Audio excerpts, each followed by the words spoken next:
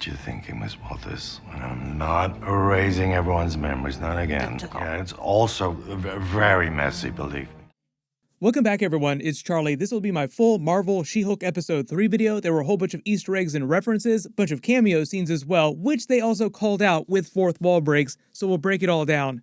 If you're new to the channel, I'll be doing videos for all the episodes. Be sure to subscribe to get them. We're also having Marvel Disney Plus Day pretty soon. They're going to be releasing a whole bunch of trailers. I'll be doing videos for all that stuff as well, too.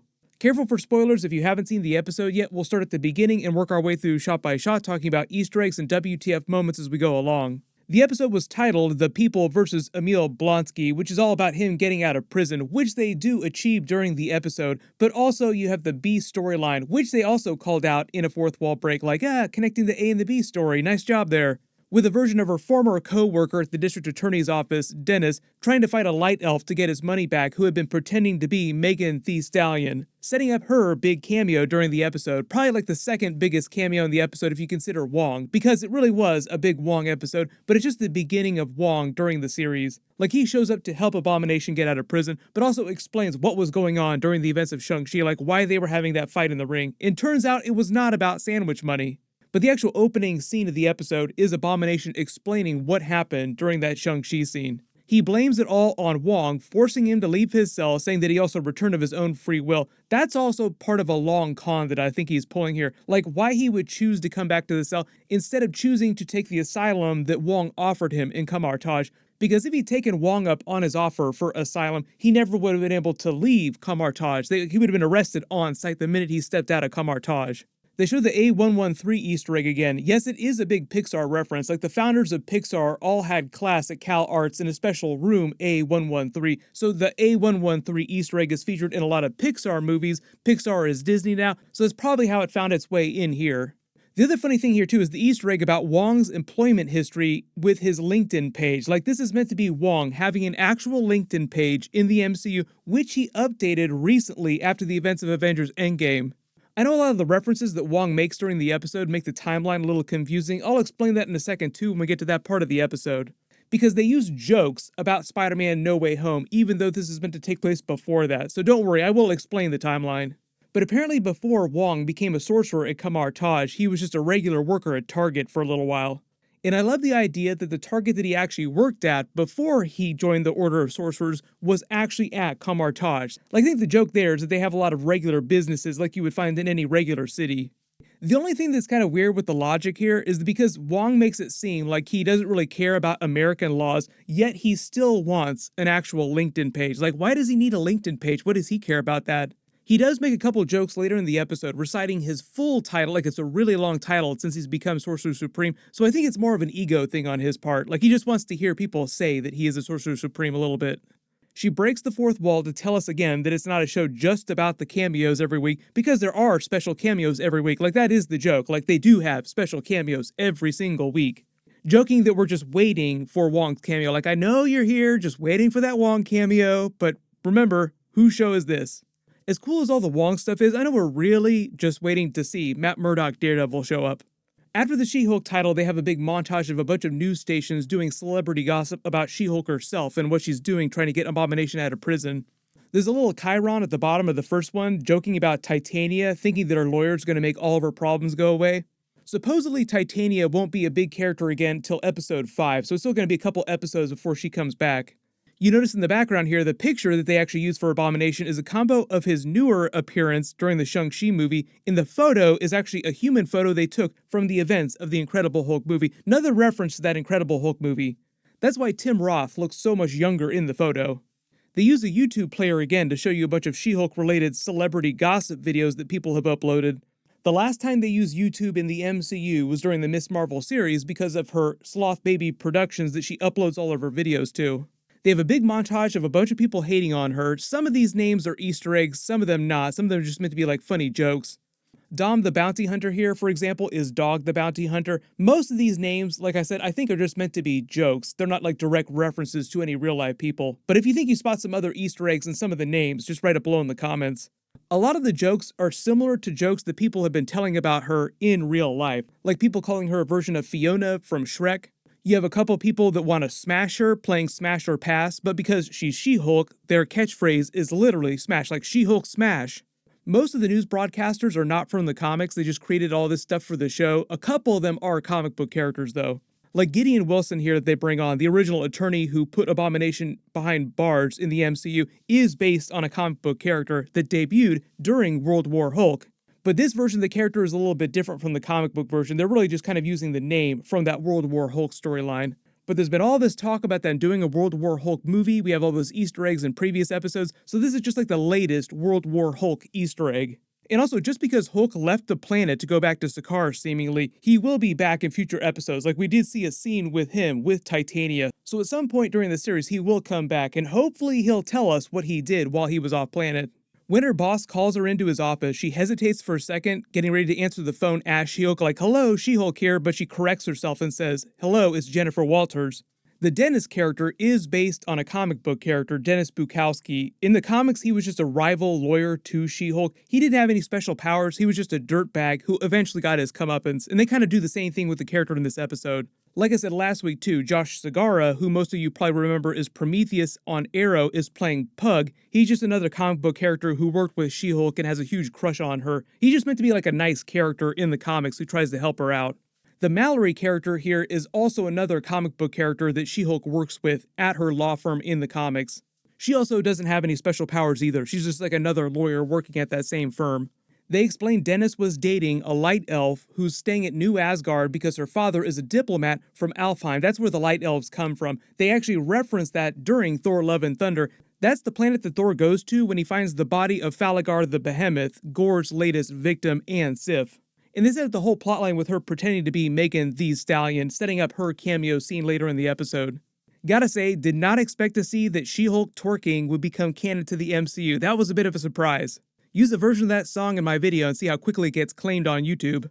Then they start the running jokes with Wong's storyline and him not really understanding or caring about like the really common American laws. Like, I have bigger problems to worry about. Who cares about all this little stuff that you're talking about? He explains that he broke the Abomination out of prison, not because of sandwich money, but because he was practicing the art of Kumite in his bid to become Sorcerer Supreme, trying to test his mettle. Kumite is actually a real-life thing, like it's a freestyle martial arts type of fight. But I think the way that he references Kumite in the episode, it's meant to be more of a Jean-Claude Van Damme Bloodsport reference, because that's the name of the tournament that he fights in during that movie. And it is a classic. If you haven't seen Bloodsport, I would recommend it. When he starts talking about the Book of Ashanti, higher order cosmic things at play, and she's talking about the Book of American Laws, that's meant to be a reference to all the bigger cosmic things that are happening through the events of Spider-Man No Way Home, Doctor Strange Multiverse of Madness, and eventually Thor: Love and Thunder. When he starts talking about not erasing people's memories, not doing that again, that obviously is meant to be a joke about Spider-Man No Way Home, because that's literally what Doctor Strange did during that movie. But you have to remember, per what the showrunner and the Marvel people have said, this is meant to take place relatively soon after the end of the Shang-Chi movie, so it's before the events of Spider-Man No Way Home and Doctor Strange 2. So when Wong is making this joke, Doctor Strange hasn't actually made that first spell yet. So it's kind of a meta Easter egg. So really it's more of a joke about what will happen instead of what's already happened. And when he says, "I'm not doing that spell again," he's talking about the party that Doctor Strange referenced that happened at Kamar Taj. Remember the spell you used to erase everyone's memory after that crazy party? Oh no, we're not doing that again. When he references the mirror dimension, obviously another reference to Spider-Man No Way Home because they fought in the mirror dimension, and also to Doctor Strange Multiverse of Madness because later in the timeline they will eventually try to trap Scarlet Witch there unsuccessfully. When he references the shadow dimension, I think that's meant to be more of a reference to the dark dimension because there is no shadow dimension inside Marvel Comics. Like there's a shadow realm, which is kind of a connection to Thor: Love and Thunder. And there is a dark dimension, that's the dimension that Dormammu rules over, that Clea also comes from, so I think it's meant to be more of a reference to that, like, oh, we could always send the Abomination to the dark dimension. They set up the running gag with the Light Elf shape-shifting into other characters trying to get out of all of her troubles. You also notice when Dennis calls Pug, tipping him off that it is the shapeshifter, he's complaining about his Cybertruck. Cybertrucks have actually not been released. Like in real life, Tesla has not started selling Cybertrucks. But I think the logic works because you have to remember that Avengers Endgame ended in 2023. In real life, as I'm posting this video today, it's 2022, with the idea that Cybertrucks will be released in the next year or two. Kevin Feige always says that they try to avoid real-world connections like that because sometimes the timeline won't work out because of some big twist or the way that they edit a movie, and it just winds up causing more problems than it solves. So that's why you don't see a ton of dates inside Marvel movies. Everybody having flashbacks to that Spider-Man Homecoming scene of the 8 years later. They make a joke about her outside the prison about being rejected by the Avengers. She hasn't actually technically met the other Avengers. If Hulk really wanted to make her officially part of the team, he'd have to get a consensus from the ones that are still alive, and there aren't that many core Avengers who are still around who could actually vote on that. So she'd have to have another scene like Shang-Chi had at the end of his movie where Wong's like, welcome to the team, and they welcome to the Avengers, but that's because there are a couple Avengers there in the room. We meet Abomination's 7 mystery soulmates that he said he met while in prison, and they're just women who fell in love with him and bought him the land that we see in later episodes in the trailers. They play it like a little bit more of a cult situation, like they're my soulmates. Obviously, he doesn't plan to actually get married to all of them. Most of this is part of his long con to get out of prison. When they're stalling for time so that Wong can show up, and he waffles to the parole board, when he's talking about changing cosmically, interdimensionally, physically, metaphysically, spiritually, etc., all that's true, technically, because of what's happened just in a cosmic sense to the MCU since the events of Avengers Infinity War with all the snaps. And then She-Hulk is also correct in saying that he is not the same Emil Blonsky as he was before when he committed all these crimes, because literally they have changed the appearance of the Abomination character. Hulk also made a similar type of Edward Norton joke, like, literally, I am not the same person. In the trailers, we've actually seen the meditation retreat that they mentioned in the episode. So it looks like there's going to be like a multi-episode arc for this Abomination stuff. When they start talking more about the Light Elf, we learn her name is Runa. That is a character from the comics, but Runa in the comics was one of the original Valkyrie Order, part of the Thor comics. They do make a lot of Thor references with New Asgard, but this MCU version of the character is just using the name. She makes the Odin joke from Thor Ragnarok, Asgard is not a place, it's a people. Apparently, Thor's speech is now common knowledge because the judge didn't even need to hear her say the words Thor to know that Thor was the one that spoke those out loud. And when Wong starts talking about offering Abomination asylum in Kamar-Taj, like I said, it's all part of his bid to get out of prison so that it can be legit and he can be free to go wherever he wants to go. If he took asylum in Kamar-Taj, he never would have been able to leave Kamar-Taj. He pulls the same trick that She-Hulk pulled in episode 1, hulking out and going back to normal to prove that he's in control while in Abomination form, but part of the terms of his parole are that he can never turn into Abomination for the rest of his life, and also for the rest of his life he has to wear the same type of inhibitor that Bruce Banner Hulk was wearing in the first episode before their accident. And in those other trailer scenes, we actually see him in Abomination form inside that property that the 7 women buy for him, so either he violates the terms of his parole or something else happens and that just does not stick. Love the way that Wong bails on the episode too when they start to question him about admitting to committing a crime. Like, wait a minute, sir, you technically just admitted that you committed a crime. He's like, I gotta go, peace out. He will be back in future episodes as part of another trial, like he'll be trying to sue another person pretending to be a magician. They make another genie reference, which is sort of a callback to Ms. Marvel because they talked about Jinn during that series, but the Jinn that they talk about are different creatures from traditional genies. She breaks the fourth wall again to just comment on them connecting both the subplots in the episode, like, nice job there connecting both plots. And they tie together both of the storylines when we see the girls agree to testify during Dennis's trial that he is, in fact, a total idiot. They also use the rest of the trial to pay off the Megan Thee Stallion name drops when she appears at the courtroom for the sentencing, and now she's canon to the MCU, becoming She-Hulk's next client, like she just becomes her lawyer. But obviously the big deal here is Abomination getting out of prison and starting the meditation retreat. I'll talk more about that in next week's episode too, because a lot of the people that come to his meditation retreats are B and C-list villains from like the Daredevil comics and the Punisher comics. Just talking about the Netflix Marvel characters coming back to the MCU, of course there'd be a lot of Daredevil and Punisher characters. Everybody just waiting for the Punisher to come back into the MCU too. When she jokes about liking it or not, she's going to forever be the She-Hulk, that's also a true statement because even though there might be some future twists where she's able to negate her powers briefly, that won't stick, obviously, and she'll just continue being She-Hulk for the rest of her time in the MCU. But when Dennis gives her the idea to negate powers, she's probably going to use that to eventually try and get rid of her powers, but I think that's not going to stick, like I said. Because like at the end of the episode, the Wrecking Crew comes to fight her. I'll explain them in a second too. But she hulks out, uses her powers, and then kind of looks at herself in She-Hulk form, and she starts to like a little bit, like, oh, okay, this isn't so bad.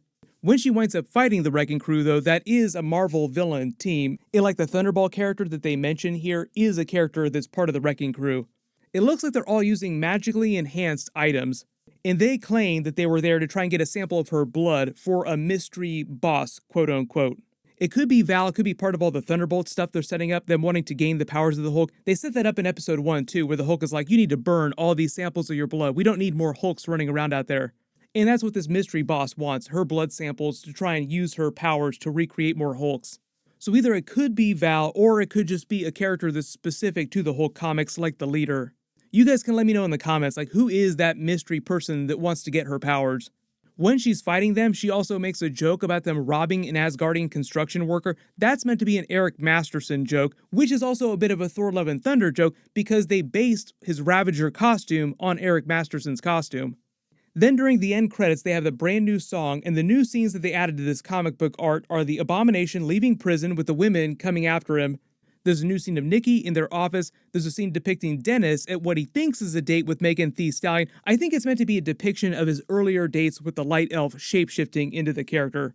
But in the actual post-credit scene, they pay off the Megan Thee Stallion joke with her signing She-Hulk to become her new lawyer, with them twerking to one of her songs. Never thought that I would see that in the MCU. She-Hulk twerking and it being like a canon thing. Usually that's something you see in like some crazy fan video. They also make a joke about She-Hulk being a fangirl of hers, saying, I will kill anybody for you. But if you spotted any other Easter eggs in the episode that I didn't talk about in the video, just write them below in the comments. Like I said, episode 4 will probably be more of the Abomination plot of him in that retreat with the other Punisher and Daredevil villains. I'm not sure which episode Wong is coming back for, and I'm not sure which episodes Daredevil will be in. I believe he'll be in a couple episodes. My She-Hulk episode 4 trailer video will post next. I've got a bunch of other videos that I'm working on too. Also, Lord of the Rings episode 1 and episode 2 are dropping on Thursday night, so my video for those will post on Friday. There's going to be a bunch of episodes from a bunch of different huge series, so everyone's going to be eating pretty good for like the next 10 weeks or so. Everyone click here for my House of the Dragon episode 3 trailer video, and click here for my full House of the Dragon episode 2 video. Thank you so much for watching, everyone stay safe, and I'll see you guys in the next one.